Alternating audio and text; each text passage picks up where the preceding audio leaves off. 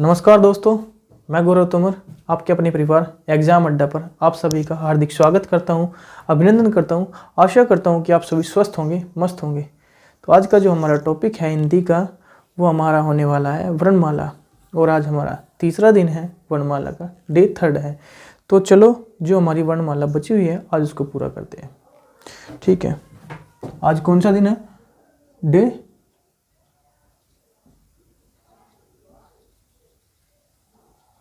ये हमारा 3rd day है। आज कौन सा डे है? 3rd डे है। तो चलो करते हैं। सबसे पहले इसमें लिखा हुआ है कि संवृत स्वर। संवृत स्वर मतलब कि जिसमें मुख का लगभग पूरा भाग बंद रहे, मुख द्वार लगभग पूरा बंद रहे, तो उसको क्या बोलते हैं? हम संवृत स्वर बोलते हैं। क्या बोलते हैं? संवृत स्वर बोलते हैं। इसमें हम क्या करेंगे? ई उ ऊ, ई उ ऊ। आपने देखा मेरा मुख का द्वार लगभग पूरा बंद रहा, तो आपको कुछ भी रटना नहीं है। सब कुछ क्या है? अभी प्रत्यक्ष होना है। तो रटोगे कुछ भी नहीं, आज के बाद रटना कुछ भी नहीं। जो होगा प्रत्यक्ष होगा और आपको उसको सिर्फ देखना है। आपको एग्जाम में ऐसे ही करना होगा। अगर आप कुछ भी रटोगे तो आपके माइंड से निकल जाएगा। आपको क्या करना है? मैंने बोला संवृत स्वर। संवृत स्वर क्या होता है? जिसमें मुख द्वार लगभग बंद रहे। तो आपको क्या करना है? ई उ हुआ ना। फिर चलते हैं हम अपना दूसरा पॉइंट की तरफ। इसमें क्या है? विव्रत स्वर। विव्रत स्वर जिसके उच्चारण में मुख द्वार लगभग पूरा खुला रहे। जिसके उच्चारण में मुख द्वार लगभग पूरा खुला रहे, वो क्या होता है आपका? आ। क्या हुआ? आ हुआ ना। फिर हम चलते हैं अपने अर्ध संवृत की तरफ। अर्ध संवृत की तरफ जिसके उच्चारण में मुख द्वार बंद रहे। क्या हुए? मुख द्वार बंद रहे। ए ओ, ए ओ, ए ओ, ए ओ। हुआ ना ऐसे ही। चलो तो चलते हैं अपने नेक्स्ट पर। अर्धविव्रत। अर्धविव्रत मतलब कि विव्रत में क्या होता है? संपूर्ण मुख खुला रहे। अर्धविव्रत में क्या होगा? तो आधा मुख खुला रहे ना, आधा मुख खुला रहे। तो क्या होगा इसमें? अभी देखो, ए ओ, ए ओ, ए ओ। हुआ ना। ठीक है, तो चलते हैं अपने नेक्स्ट पर। इसने क्या बोला? अनुनासिक स्वर। अनुनासिक या नासिक्य। अनुनासिक या नासिक्य। इसमें क्या होता है? जिसमें हमारी ध्वनि नाक के द्वारा निकले। जिसमें हमारी ध्वनि जो होती है नाक के द्वारा। डे अंजे अणे ने में। डे अंजे अणे ने में। आप इनको देखना करके ऐसे ही आपकी ध्वनि जो होगी नाक के द्वारा निकल के आएगी। मुंह के साथ साथ नाक से भी निकल के आएगी। तो फिर हम चलते हैं अघोष। अघोष क्या होता है? मैं आपको बता दूं, अघोष में जब भी आप वर्ण देखोगे, आपने अपने कितने वर्ण? 25 वर्ण किए होंगे प्रत्येक का। क, ते, च। अभी देख के, अभी यहां से लिखे क, ख, ग, घ, ड। क, ख, ग, घ, ड। ते, थे, द, ध, न। च, छ, ज, झ, अंज। ट, ठ, ड, ढ, अण। प, फ, ब, भ, म। कितने हो गए आपके? पांचों के पांचों हो गए। प्रत्येक के 5-5 हो गए ना। कितने हो गए टोटल? इनको टोटल को स्पर्शी व्यंजन भी बोलते हैं। स्पर्शी भी बोलते हैं।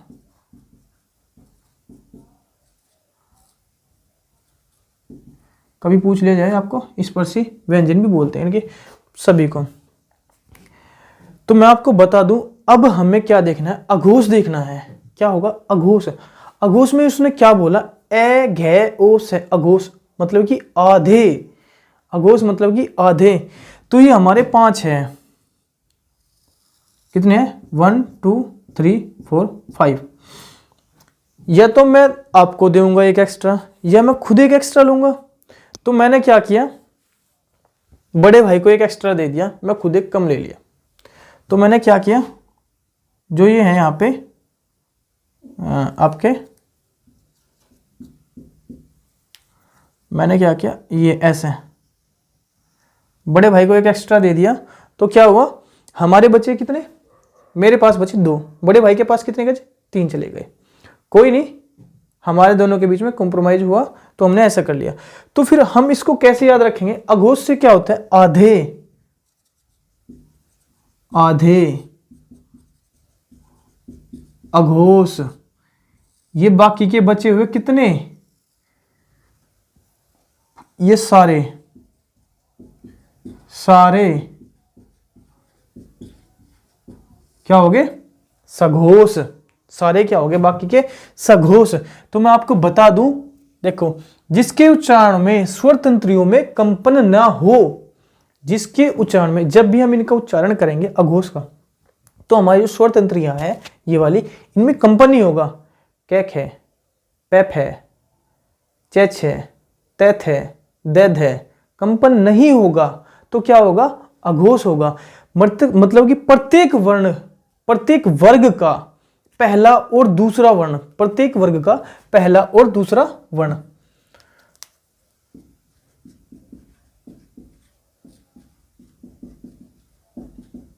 पहला व दूसरा वर्ण, प्रत्येक वर्ग का पहला व दूसरा वर्ण। अभी हम चलते हैं सघोष पर। मैंने आपको बताया सघोष होते हैं सारे, क्या होते हैं, सारे। तो मैं आपको बता दूं, सघोष में क्या आ गए, ये बाकी के बचे हुए। तो अभी हम क्या करेंगे, सघोष में जो होता है स्वर तंत्रियों में कंपन होता है, क्या होता है, कंपन होता है। ग, घ, ड, द, ध, न, ज, झ, अंज, ड, ढ, अण, ब, भ, म। क्या हुआ, कंपन हुआ है। अभी बोल के देखना आप लोग, तो क्या होगा, प्रत्येक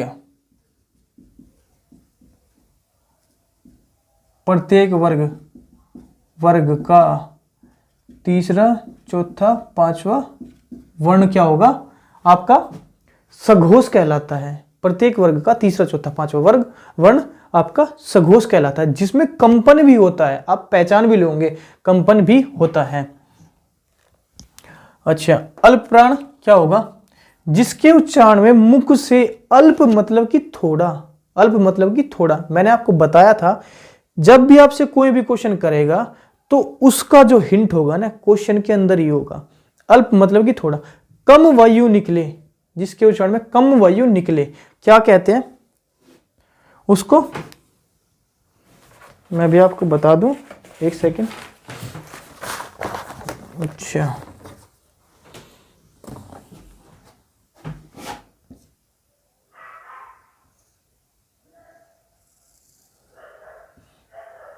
एक 3 5, मतलब कि इसको कहते हैं 135।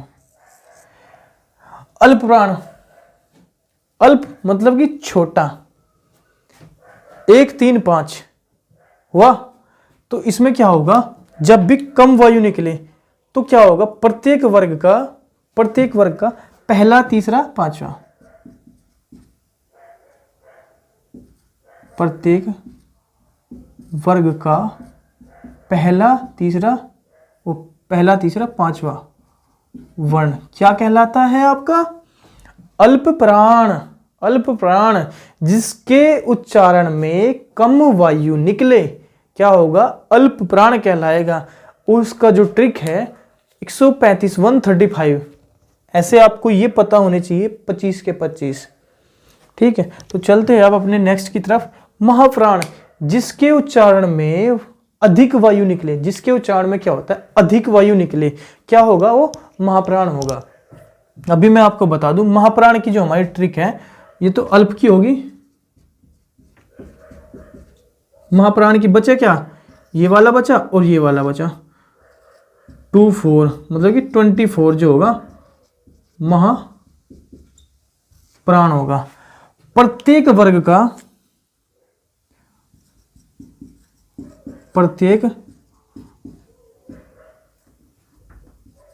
का दूसरा चौथा वर्ण।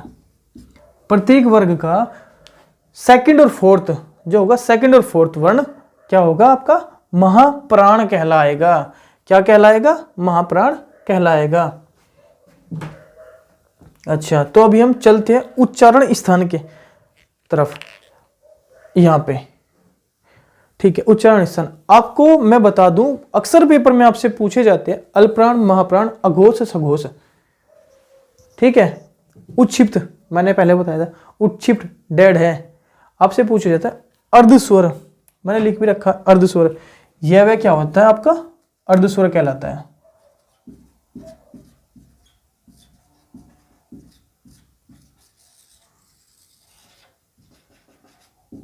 इंपॉर्टेंट भी है बहुत ज्यादा, अक्सर पूछा जाता है। ए अ, ए अ, ए अ, कंठ से बुलाना, कंठ। क्या हुआ? कंठ, कंठ। ई ई ई ई तालव्य, जीभ से बोलता है आगे से।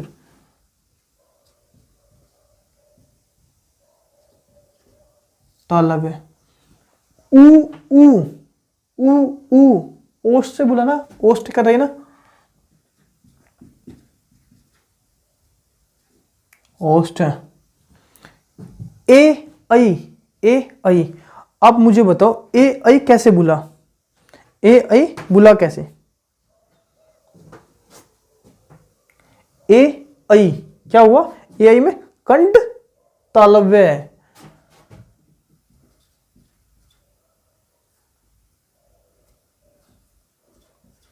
कंठ तालव्य या तालु। ओ औ, ओ औ क्या हुआ? कंठ और ओष्ठ। ओ औ, ओ औ, ओष्ठ बोल रहे ना इसमें, साथ साथ में ओष्ठ भी चल रहे ना। कंठ, क्योंकि ए आ तो हमारा किससे हुआ? कंठ से हुआ, तो ए आ तो इसमें पहले ही है। ओ औ, ओ औ, ओ की मात्रा और औ की मात्रा आई, जो क्या दाब दे रही? किस पर? हमारे ओष्ठों पर। ऋषि, ऋषि आपको पता ही होगा, अक्सर आपने सुना होगा, क्या होता है? मूर्धा, मूर्धन्य, मुंह से बोला जाता है। क्या होता है? मूर्धन्य होता है। फिर हम अभी लेके चलते हैं आपको हमारे जिह्वा के जो भाग है उससे कैसे कैसे वर्ण बोले जाते हैं, जिह्वा के अगले भाग से कैसे वर्ण बोले जाते हैं, बीच वाले भाग से कैसे वर्ण बोले जाते हैं, और पिछले भाग से, पश्च भाग से कैसे वर्ण बोले जाते हैं। जिह्वा के मतलब कि जीव के तालव्य। मैं आपको बता दूं, अग्रस्वर जो होते हैं आगे से बोले जाते हैं। ई ई क्या होगा?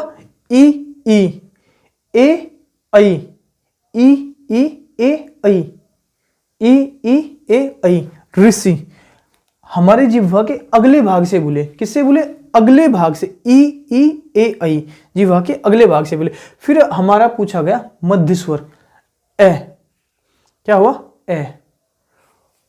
क्या हुआ आपका? ए। और मैं आपको बता दूं ए क्या होता है? उदासीन। पूछा गया ये भी, ए उदासीन भी होता है। आपसे वर्ण दे देंगे तो इनमें पूछा जाएगा उदासीन को कौन सा था, आप करोगे ए, ए, ऐसे उदासीन होता है। पश्च स्वर मतलब कि जीभ के पिछले भाग से जो बोला जाएगा उसको क्या कहेंगे? पश्च स्वर कहेंगे, मतलब कि दाब आएगी पीछे से।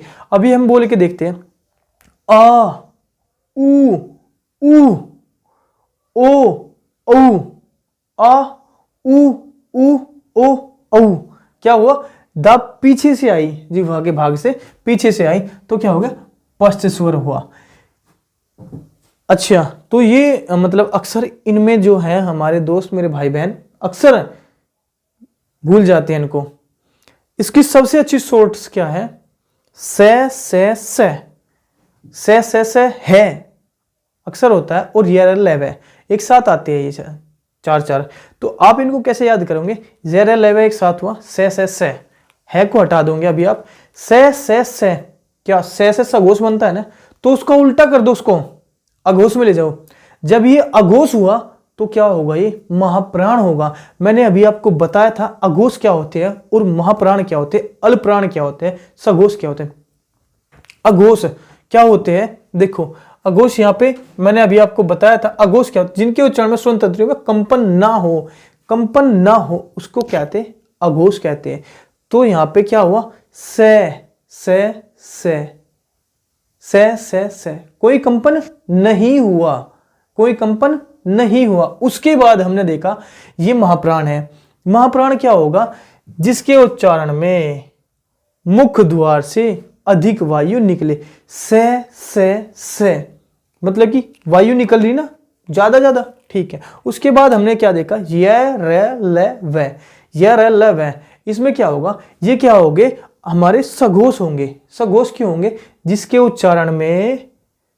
उच्चारण में स्वर तंत्रियों में कंपन हो। ये रे वे ले वे क्या हुआ? ये रे ले वे कंपन हुआ ना। आप खुद बोल के देखना, जैसे जैसे मैं वर्ण बोल रहा हूं आपको महसूस हो जाएगा कि हाँ होता है अक्सर ऐसा। ऐसे ही याद नहीं होती वर्णमाला बहुत ही टिपिकल है। अभी देखना आप लोगों को जब वर्णमाला से क्वेश्चन दिया जाएगा ना पेपर में, आप लोग खुद घूम जाओगे कि कैसे निकाले। रटोगे तो आप भूल जाओगे। अगर आपने ऐसे याद किया ना तो कोई भुलाने वाला नहीं है।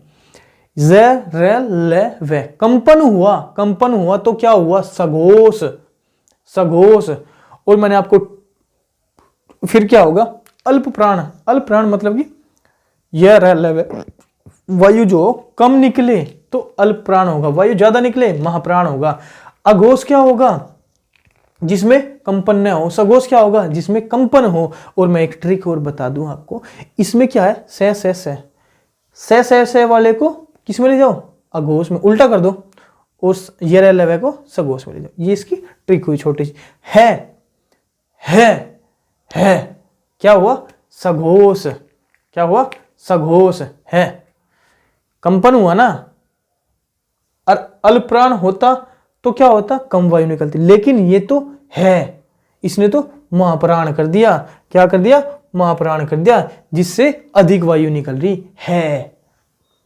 आप कर देते करते हैं ना ऐसे है, तो वही हुआ आपका डेड है। अभी मैं आपको बता दूं, जब भी आप बोलोगे डे में कितनी वायु निकलेगी? बहुत थोड़ी अल्प वायु निकलेगी, तो इसको अल्पप्राण। पूरी वायु निकली तो क्या हुआ? महाप्राण। और दोनों कैसे बोले जाते हैं? मूर्धा से बोले जाते हैं। किससे बोले जाते हैं? मूर्धा से। मूर्धन्य है ये दोनों के दोनों। और दोनों के दोनों आपको बता दूं सघोष है। आपको ये रटना की आवश्यकता नहीं है कि ये दोनों सघोष है। आपको पहले ही पता लग गया होगा ये दोनों सघोष है। यहाँ ये रखे हुए हैं ना, ये एक्स्ट्रा होते हैं इसमें, इनमें ये नहीं होता, ये अलग से होते हैं। तो इनसे ही पता लग जाता है कि ये भी वही है। तो आपको रटने की कोई आवश्यकता नहीं होती। अच्छा, तो आप लोग इनको नोट कर सकते हैं कॉपी में और इसका स्क्रीनशॉट भी ले सकते हैं। जैसे ही मैंने आपको समझाया है आप लोग वैसे ही इसको तैयार करें, तो आप लोग कभी नहीं भूल पाओगे। और अगर आपको हमारा पढ़ाया हुआ ये टॉपिक आपको पसंद आया हो तो लाइक शेयर सब्सक्राइब करना ना भूलें। और आपके अपने परिवार के साथ एग्जाम अड्डा के साथ बने रहे और अपना प्यार ऐसे ही बांटते रहे। ज़्यादा से ज़्यादा मेहनत करें, क्योंकि आपका जो यूपी टेट है वो शीघ्र ही आ रहा है 23 जनवरी को। और ये यूपी टेट में तो आपके इम्पोर्टेंट होगी ही, और साथ में ये आपके जो भी हिंदी का जिसमें भी हिंदी होगी उसी सभी के लिए वेरी इंपॉर्टेंट होगा। क्योंकि वर्णमाला अक्सर सभी में पूछा जाता है, किसी में 2 नंबर की, किसी में 3 नंबर की अक्सर पॉइंट मिलते हैं। कभी कभी 4-5 नंबर की भी वर्णमाला आ जाती है। मैंने आपको बताया ये अर्धस्वर ऐसे ही आपसे पूछ लिए जाते हैं कौन सा स्वर है ये, तो आपको सभी ये याद रखने होंगे। तो आज के लिए मैं अपनी वाणी को यही विराम देता हूँ।